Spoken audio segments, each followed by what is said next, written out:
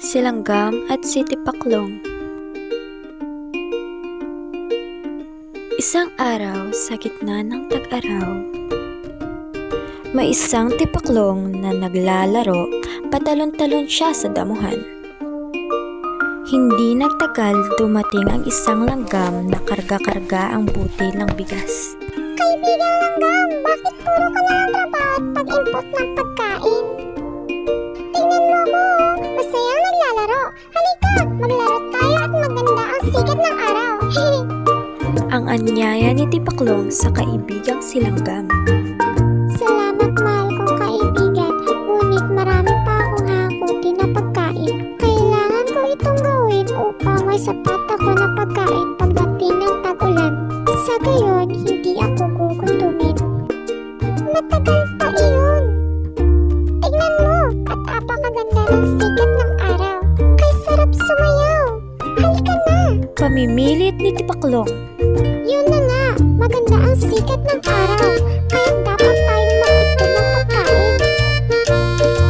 Nagpatuloy ang langgam sa paglalakad. Naiwan ang Tipaklong, patuloy na naglalaro sa damuhan.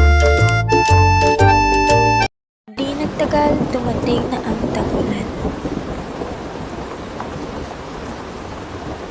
Hirap na hirap ang Tipaklong sa ulan dahil wala siyang matuluyan at wala siyang makain.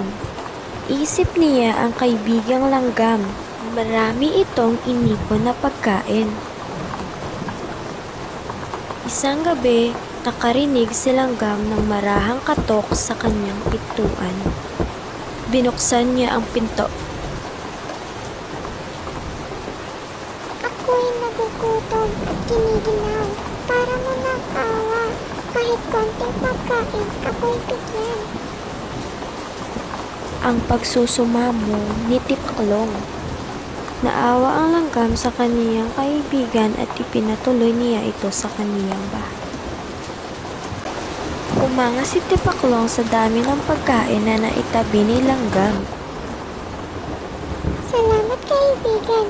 Kaya alam ko na ang sinasabi mo na habang maganda ang panahon, dapat mag-ipon ng maraming pagkain.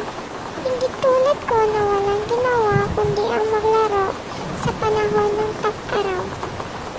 Ang wika ni Tipaklong. Huwag kang mag-alala. Marami akong pagkain. Ito, kumain ka. Ang mahalaga ay natuto ka na sa iyong pagkakamali. Ang kababaang sagot ni Langgam. Nahihiyang kumain si Tipaklong at masaya naman si Langgam sa nakikitang pagbabago ng kanyang kaibigan.